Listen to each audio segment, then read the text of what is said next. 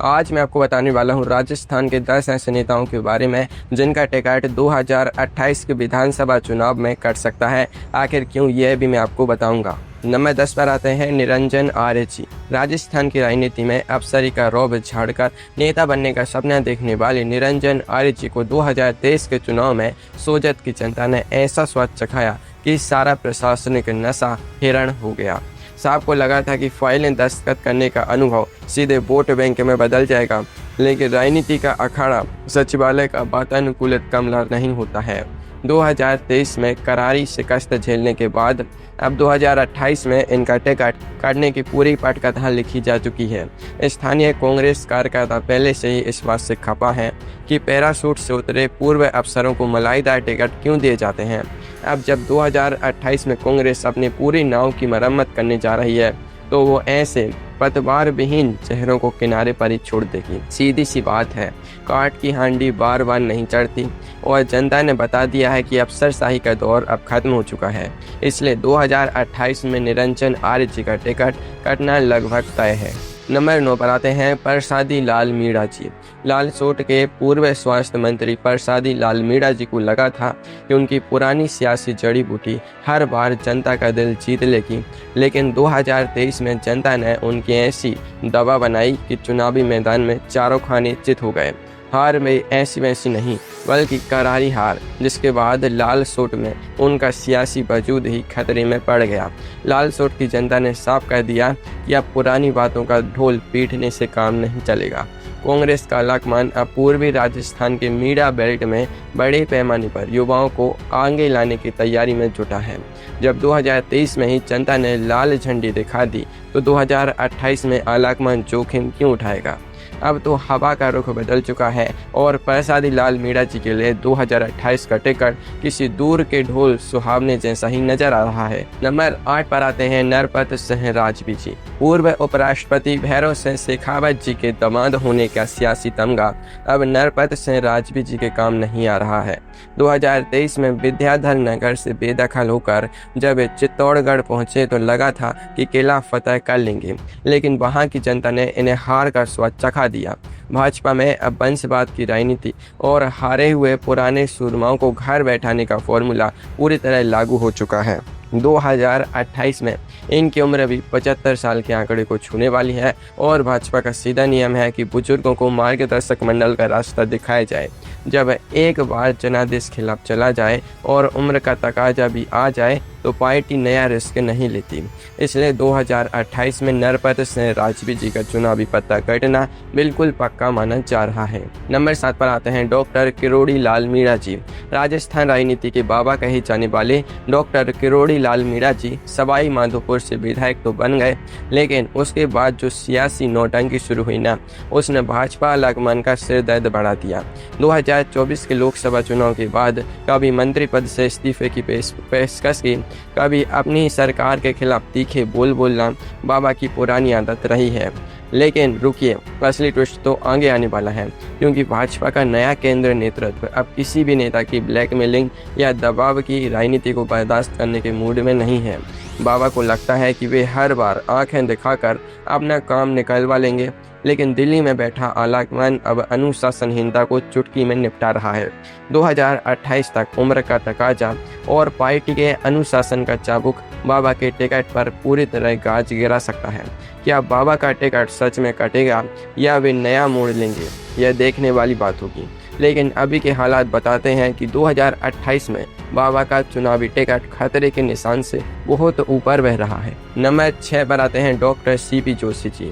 पूर्व विधानसभा अध्यक्ष और कांग्रेस के दिग्गज विद्वान नेता डॉक्टर सीपी जोशी जी को 2023 में नाथ द्वारा की जनता ने ऐसा झटका दिया तो उनके सारे राजनीतिक गढ़ धरे के धरे रह गए। विश्वराज सिंह मेवाड़ जी के हाथों हाथ मिली इस अप्रत्याशित हार ने यह साबित कर दिया कि अब केवल किताबी ज्ञान और पुराने रुतबे के दम पर चुनाव नहीं जीते जा सकते। 2028 का चुनाव आते आते डॉक्टर सीपी जोशी जी 78 साल के पड़ाव पर पहुंच चुके होंगे। कांग्रेस पार्टी अब नाथ द्वारा में किसी नए और ऊर्जावान ब्राह्मण चेहरे की तलाश में जुटी हुई है, ताकि खोई हुई जमीन वापस पाई जा सके।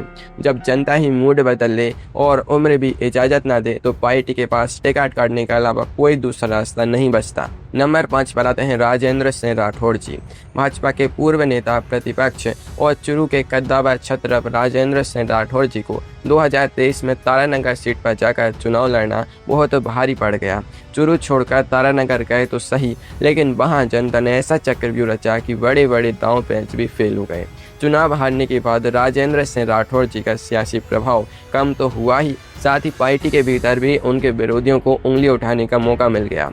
2028 में भी 70 साल का आंकड़ा भी पार कर लेंगे और भाजपा की नो रिपीट पॉलिसी के तहत हारे हुए दिग्गजों को दोबारा टिकट मिलना लगभग असंभव होता है।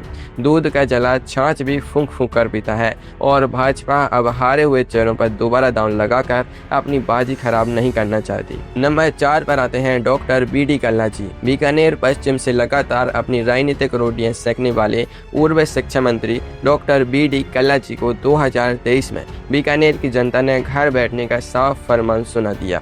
कल्ला जी को लगता था कि बीकानेर की सियासत उनके बिना अधूरी है, लेकिन हार के थपेड़े ने उनका यह वहम हमेशा के लिए दूर कर दिया।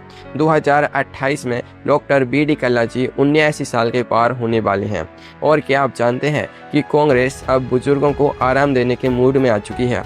पुराने चावल हर बार खिचड़ी को स्वादिष्ट नहीं बनाते और बीकानेर की युवा पीढ़ी अब नए नेतृत्व की मांग कर रही है। ऐसे में कांग्रेस का लाकमान 2028 में किसी भी कीमत पर 79 वर्ष के हारे हुए प्रत्याशी पर दांव नहीं लगाएगा और कल्ला जी का टिकट कटना बिल्कुल तय है। नंबर 3 पर आते हैं शांति धारीवाल जी।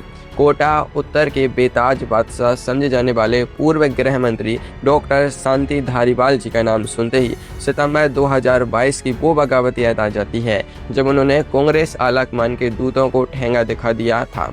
धारीवाल जी ने अपनी दबंगई के दम पर 2023 का टिकट तो हासिल कर लिया, लेकिन 2028 का गणित बिल्कुल अलग है। 2028 में शांति धारीवाल जी 85 वर्ष के हो जाएंगे। एक तो 85 वर्ष की उम्र, ऊपर से आलाकमान की डायरी में दर्ज बगावत का वो काला पन्ना। आलाकमान उस पुरानी अवहेलना को भुला नहीं सकता है। हिसाब चुकता करने का सही मौका 2028 में ही मिलेगा। लेकिन ठहरिए, अब हम उन दो सबसे बड़े राजनीतिक सूरमाओं की बात करने वाले हैं जिनका नाम सुनकर पूरा राजस्थान चौंक जाएगा। क्या आप अंदाजा लगा सकते हैं कि नंबर 1 और नंबर 2 पर कौन से दो दिग्गज हैं? तो दोस्तों, नंबर 2 पर आते हैं अशोक गहलोत जी। 3 बार राजस्थान के मुख्यमंत्री रह चुके जादूगर अशोक गहलोत जी की जादूगरी 2023 के चुनाव में पूरी तरह नाकाम साबित हुई। मुफ्त की योजनाओं का ऐसा पुलिंदा बांधा था कि लगा था सत्ता की चाबी जेब में ही रहेगी, लेकिन जनता ने जादूगर का पिटारा ही उलट दिया। 2028 के चुनाव तक अशोक गहलोत जी पूरे 77 साल से भी ज़्यादा के हो जाएंगे। कांग्रेस पार्टी के उदयपुर संकल्प पत्र में साफ साफ लिखा है कि 70 की उम्र पार कर चुके नेताओं को अब किनारे होकर युवाओं के लिए रास्ता बनाना होगा। जब भाजपा ने राजस्थान में भजन लाल शर्मा जी के रूप में एक नया और युवा चेहरा उतार कर बाजी मार ली है, तो कांग्रेस 2028 में 77 साल के बुजुर्ग चेहरे को आगे रखकर चुनाव लड़ने का जोखिम कभी नहीं उठाएगी। सचिन पायलट जी के गुट का बढ़ता दबाव और नए संगठन की मांग अशोक गहलोत जी के चुनावी सफर पर पूर्ण विराम लगाने के लिए काफी है। और हम नंबर 1 पर आते हैं वसुंधरा राजे जी। 2 बार की मुख्यमंत्री और झालावाड़ के झालरापाटन सीट से लगातार जीतने वाली महारानी वसुंधरा राजे जी का सियासी साम्राज्य अब ढलान की ओर बढ़ रहा है।